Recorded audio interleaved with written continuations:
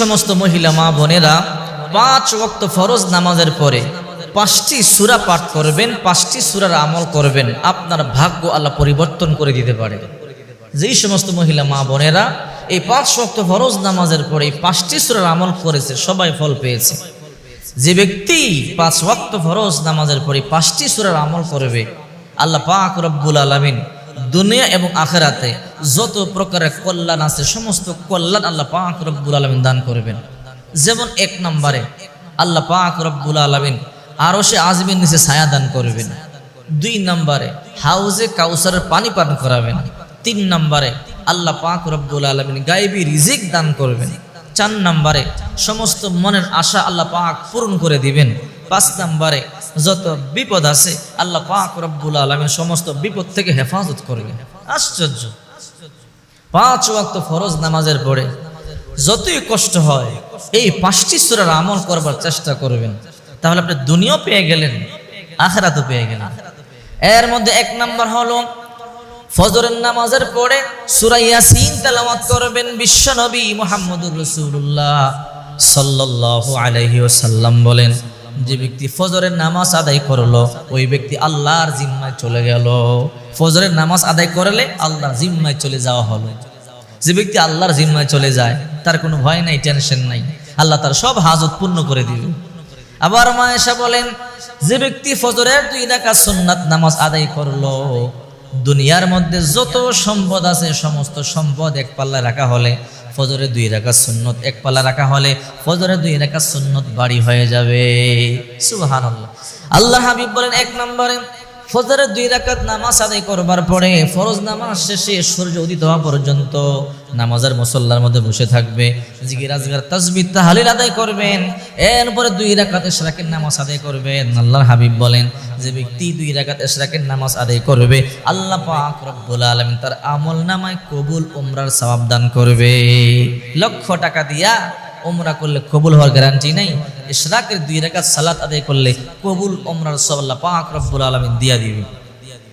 এরপরে বলতেছি না, ফজরের নামাজের পরে সূরা ইয়াসিন তেলাওয়াত করবেন। ফজরের নামাজের পরে সূরা ইয়াসিন তেলাওয়াত করলে অনেক ফজিলত আছে, যা বলে শেষ করা যাবে না। ঘরে রিজিকের মধ্যে বরকত হবে, বালা মুসিবত দূর হবে, রোগ বালাই থেকে আল্লাহ হেফাজত করবে। আপনার ঘরে আল্লাহ পাক রব্বুল আলামিন শান্তি রহমত দিয়ে পরিপূর্ণ করে দিবে। 2 নম্বরে জোহরের নামাজের পরে সূরা ফাতিহা তেলাওয়াত করবেন।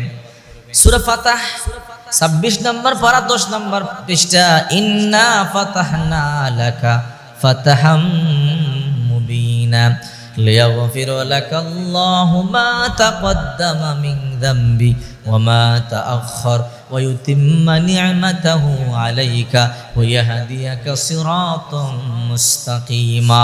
এই সূরা ফাতিহা সম্পর্কে বুখারী শরীফের মধ্যে আছে 4177 নম্বর হাদিস। আল্লাহ হাবিব সাল্লাল্লাহু আলাইহি ওয়াসাল্লাম হযরত ওমর রাদিয়াল্লাহু তাআলা আনহু ডেকে বলে, ওমর, আমি আজকে তোমাকে এমন একটা নিউজ দিব, সংবাদ দিব যা আগে কাউকে দেই নাই। কি সংবাদ? ইয়া রাসূলুল্লাহ বলেন, ওমর, আজকে আমার কাছে এমন একটা সূরা নাজিল হয়েছে যা পৃথিবীর সমস্ত সূর্যালোকিত জায়গা থেকে উত্তম। বলে, তাই নাকি? বলে, হ্যাঁ। কোন সূরা?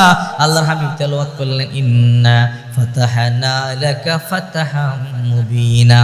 এই সূরার আরো একটা বৈশিষ্ট্য আছে। আল্লাহ পাক রব্বুল আলামিন যে সমস্ত মানুষেরা এই সূরা পাঠ করে যে কাজে যায় সফলতা দান করে। আপনি যুদ্ধে যাবেন, এই সূরা পাঠ করবেন, আল্লাহ আপনাকে বিজয় দান করবে। ব্যবসায় যাবেন, এই সূরা ফাতিহা তেলাওয়াত করবেন, আপনার ব্যবসা আল্লাহ পাক বিজয় দান করবে, অর্থাৎ বারাকা দান করবে। 3 নম্বর সূরা নাবা আসরের নামাজের পর তেলাওয়াত করবেন। আল্লাহর হাবিব সাল্লাল্লাহু আলাইহি ওয়াসাল্লাম বলেন, যে ব্যক্তি আসরের নামাজের পরে সূরা নাবা তেলাওয়াত করবে আল্লাহ তাআলা কঠিন কিয়ামতের ময়দানে হাউজে কাউসারের পানি তাকে পান করাবে।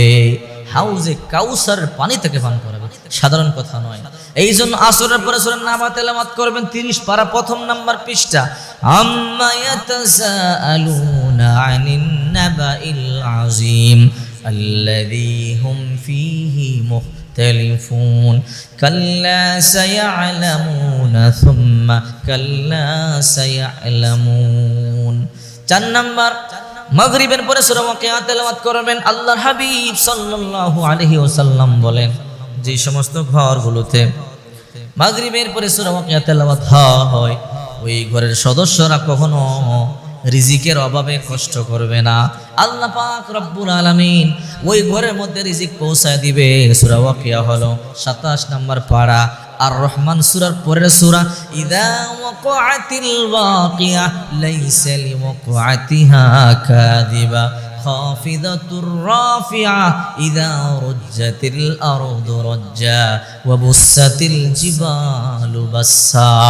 এই ওয়াকিয়া সূরা প্রতিদিন মাগরিবের পরে তেলাওয়াত করবেন। যে ব্যক্তি সূরা ওয়াকিয়া তেলাওয়াত করবে, আল্লাহ পাক রব্বুল আলামিন রিজিকের সংকট থেকে অবশ্যই তাকে হেফাজত করবে।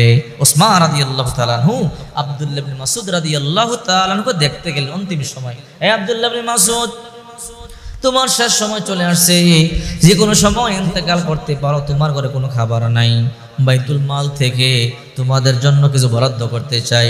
আব্দুল্লাহ ইবনে মাসউদ বললেন, না কিছু লাগবে না। বলে, কেন? তোমার না লাগলেও তোমার মেয়েদের কাজে লাগবে। আব্দুল্লাহ ইবনে মাসউদ বললেন, না না। বলে, কেন? বলে, আল্লাহর হাবিবের জবান থেকে শুনেছি, যে ঘরে সূরা ওয়াকিয়া তেলাওয়াত হয় ওই ঘরের মানুষ কোনোদিন অভুক্ত থাকবে না, আল্লাহ রিজিক পৌঁছায় দিবে। হ্যাঁ ওসমান ভাই, আমি আমার সন্তানদেরকে সূরা ওয়াকিয়া শিক্ষা দিয়েছি, আমার মেয়েরা প্রতিদিন মাগরিবের পরেই সূরা ওয়াকিয়া তেলাওয়াত করে। 5 নাম্বার, ইশার পরে সূরা মুলক তেলাওয়াত করবেন।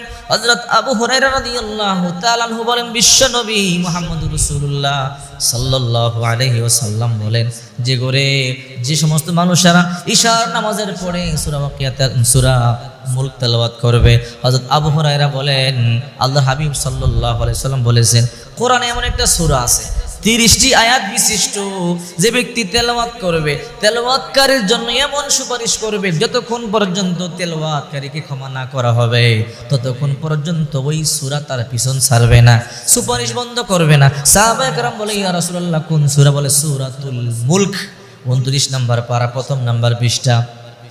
তাবারাকাল্লাযী বিয়াদিহিল মুলক ওয়া হুয়া আলা কুল্লি শাইইন কাদির আল্লাযী খালাকাল মাউতা ওয়াল হায়াতা লিয়াবলুয়াকুম আইয়ুকুম আহসানু আমালা ওয়া হুয়াল আজিজুল গফুর। সূরা মুলক 30টি আয়াত আছে। এই সূরা পাঠ করবেন, পাঠ করলে আপনার টেনশন নাই, এই সূরা আপনার জন্য সুপারিশ করবে। আল্লাহ হাবিব বলেন, কোন মানুষ যদি এই আমলগুলো করে, আল্লাহ পাক রব্বুল আলামিন দুনিয়াতে রিজিক বাড়ায়া দিবে, বিপদ দূর করে দিবে, বালা মুসিবত দূর করে দিবে, কবরে আযাব হবে না, হাউজে কাউসারের পানি পাবে, আরশের নিচে ছায়া পাবে। এইবার বলেন তো সে কি না পাইলো? দুনিয়াও পাইলো, আখিরাতও পাইলো। এই জন্য মা বোনদেরকে বলবো, সময় নষ্ট করবেন না, প্রতিদিন ফরজ নামাজ 5 ওয়াক্ত পড়বার পরে এই 5টা সূরার আমল করবেন। আপনি এই 5টা সূরার আমল কখনো ছাড়বেন না। যদি ছাড়েন আপনার বড় লস হবে, আর যদি আপনি আমল করেন বড় লাভ হবে আপনার। এই জন্য বিচারটা আপনিই করবেন।